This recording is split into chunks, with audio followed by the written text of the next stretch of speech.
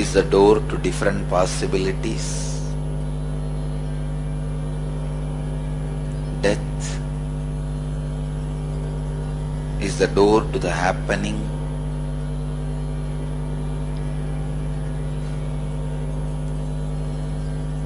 When past and future overlap the life, it gets deluded and forgets its original, natural existence. Death is the moment the influence of the past and the influence of the future is completely moved out. Life stands still in its natural existential reality. Life can be experienced in its purest form in death. Every meditation, every spiritual technique, every kriya helps you only break few patterns, few samskaras, few engrams, but death helps you to break all the patterns, all the possible karmas, all the possible engrams, including agamya prarabdha sanjita. Death can be a great door to experience life existentially. Most of the beings experience life only during death. It is unfortunate they are afraid of their own life's peak existence. It is paradoxical. Beings which are supposed to be excited about life are afraid of the life which expresses itself intensely during death. Death is only for the things which can die in you. But you are deathless. If you are worried about death, you always associate yourself with objects which can die. Objects which can die is not you, neither part of you, nor existential you. It is just added to you.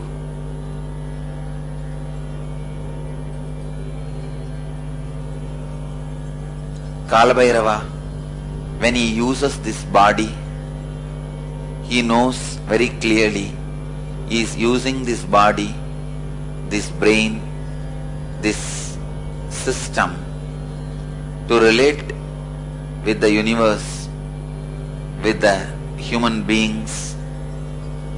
The moment he finishes the job of relating, he does not identify, possess, associate, own, be one with this body or the brain he uses.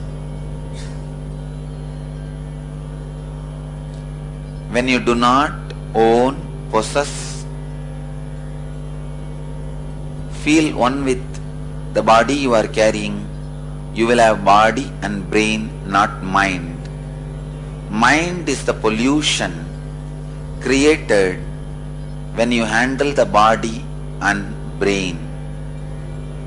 Beings having only body and brain, not mind, are pure beings, not afraid of death, as they understand that they are deathless.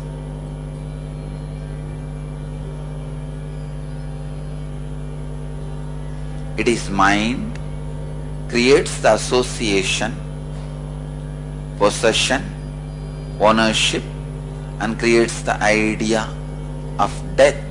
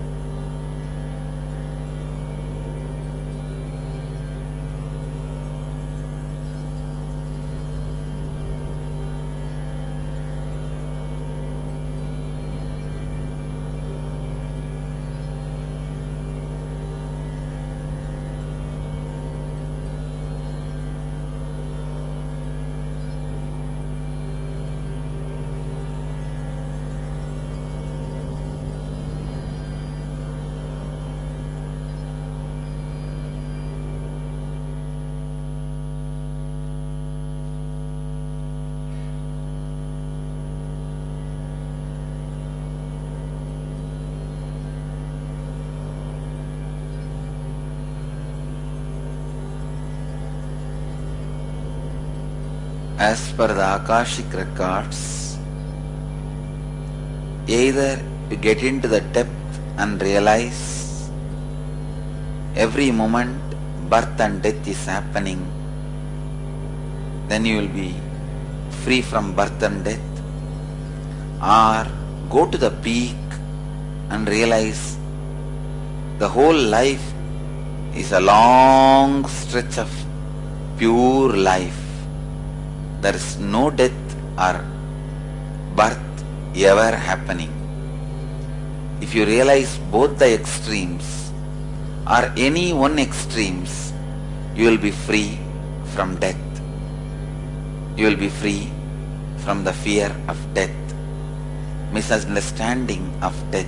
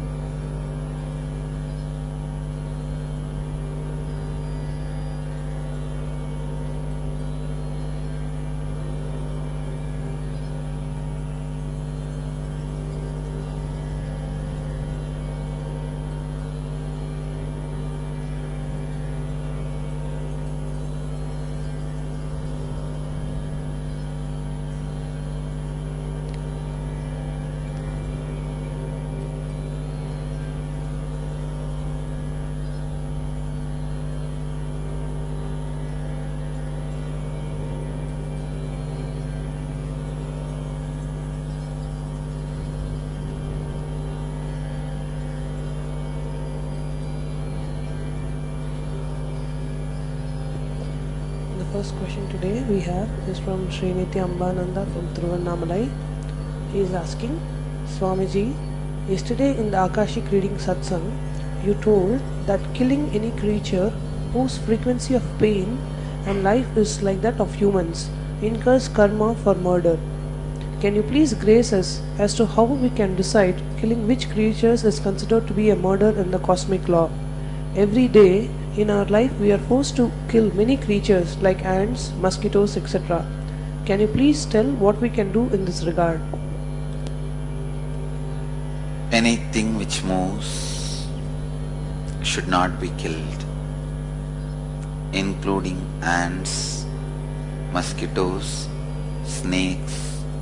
Anything which moves should not be killed. It will be equivalent to murder.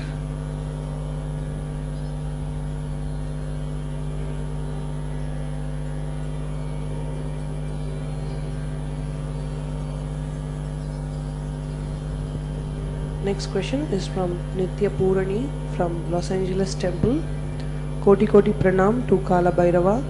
Is it okay to go to funeral services to pay respects to friends or relatives?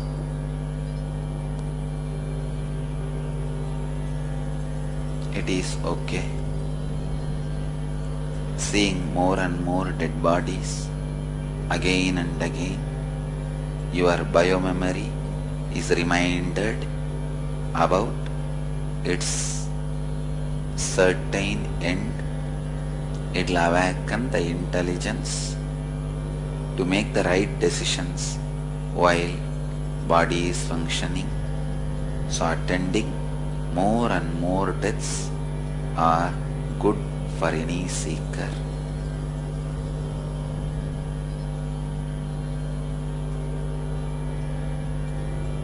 Any human being attending more and more deaths is good.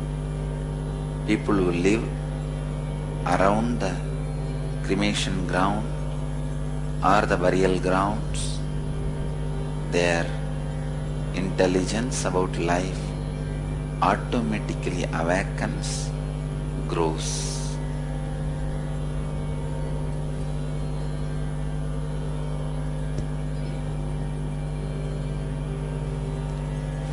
She is also asking, when a person is liberated at the time of death, where does the soul reside? Akshardham in Swaminarayan, Siddha Shaila in Jains, are different spaces for Videhi masters. If the soul is an enlightened being, he just becomes one with everything. There are some beings, even after enlightenment, request the master not to have one more body, and same way not to disappear into the cosmos. They request to enjoy the master's form by being around him, which is called Samipya Mukti. Those jivas live in a space around the master's form. The master's forms continue to remain in form, Divya Sharira, till his last disciple is enlightened. As per the promises of those masters, decisions of those masters, they continue to reside in Divya Sharira, the divine form. So the disciple who wants to enjoy the form, physical presence, decides to be around him having Samipya Mukti. An enlightened disciple has a choice of Samipya Mukti and Sayujya Mukti. Sayujya means becoming one with his formless existence. Samipya Mukti means enjoying with form his form existence.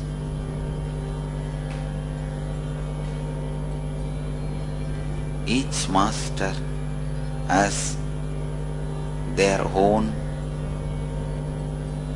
Videha Loha, the space in the universe where his form continues to reside till his last disciple achieves Sayujya. Till that period, the disciples who want to be around him in Samipya reside in Samipya and enjoy his presence and Leela. Then they disappear into Sayujya. They achieve Sayujya.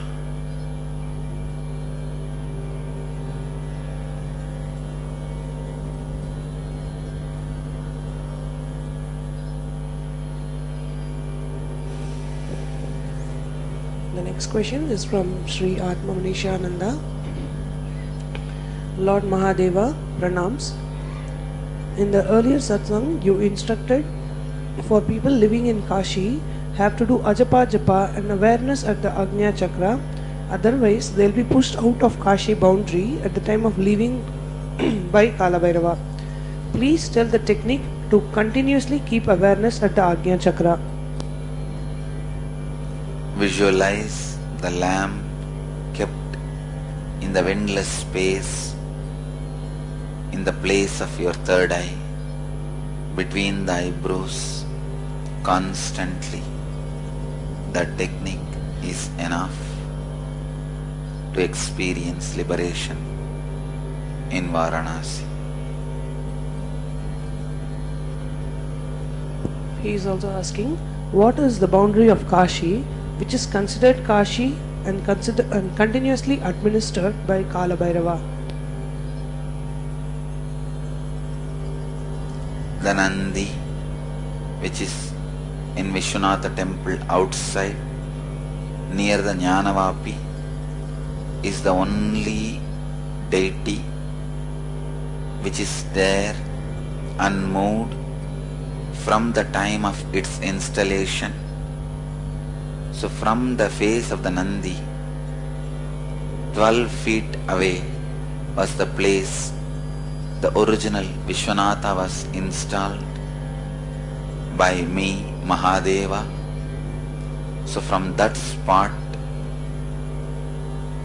3 miles surrounding is the Swarna Kashi, the golden Kasi, and 3 yojana means 30 miles surrounding is the boundary of Varanasi, but the other side of the Ganga does not include in that Varanasi of the boundary of Kashi. Only one side of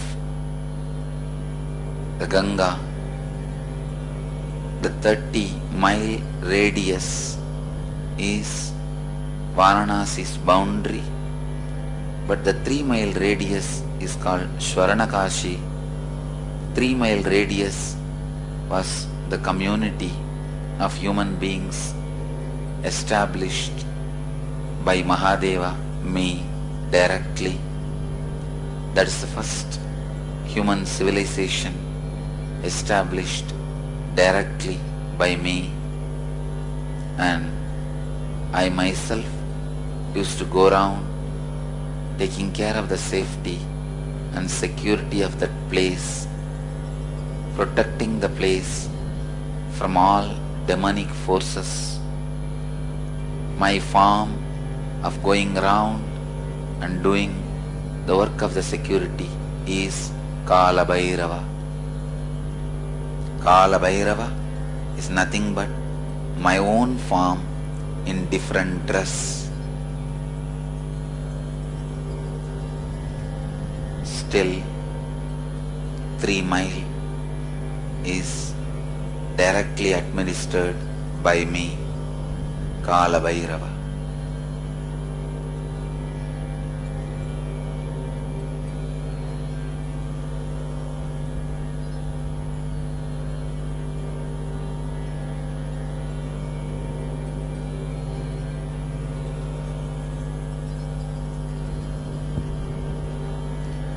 The next question is from Sai Priya Gauri Shankar from Powell, Ohio.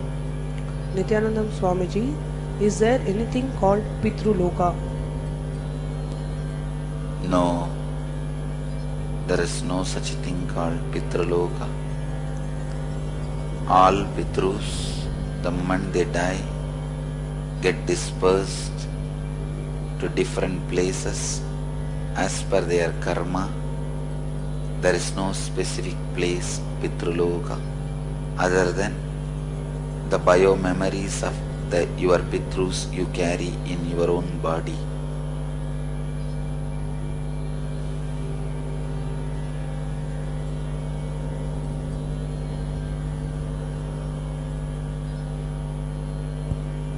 So the next question is from Sriniti Ambananda. O Mahadeva, you said that if a man who had to live till 80 years and if he is murdered at 40, he has to live without body for the rest of the 40 years. The first question is, if he had to live till 80 years, what makes him get murdered at an early age? Life is a great possibility with lot of freedom. Only basic decisions are predestined and guided.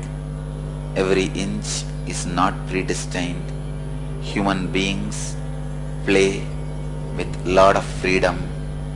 So when they have freedom, they do commit lot of mistakes which goes against their destiny and defined lifestyle.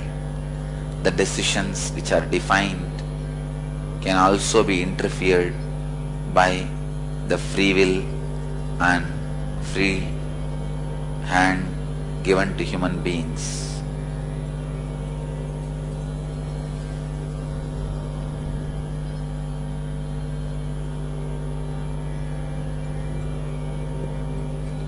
The second question, the remaining number of years the man has to live without the body, is the time period calculated same as how we calculate when he is alive, or is it according to his TPS? The time is calculated chronologically. When he was alive, the flow of the time, the same is used.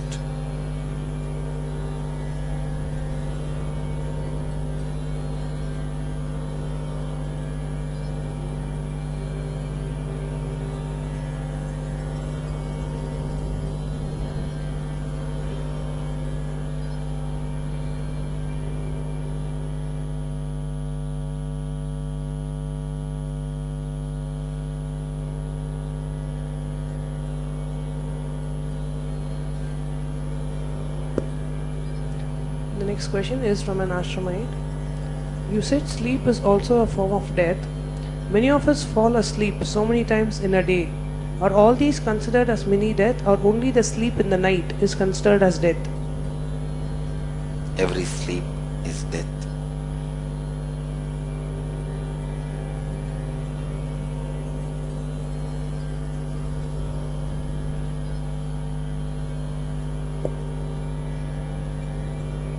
The next question is from Magali from Tillai Satsang Center. Dear Kalabhairava, why some body does not decompose after the death of the body, as Padre Pio or some Buddhist priests? It seems that the body of Padre Pio, who died in 1968, emits the smell of flowers and spices. Sometimes he even still is bleeding. Can you explain that?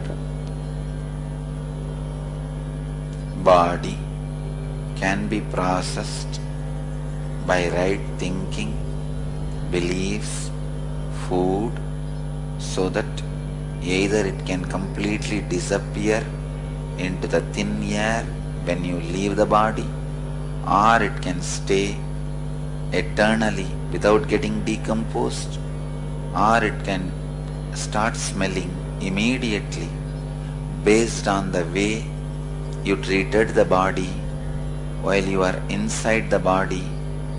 It continues to carry and radiate different qualities even after you leave the body. It's a simple science. You can keep the body continuously functioning forever even after leaving the body. This science is known to Siddhas and they have recorded this science. It is still available.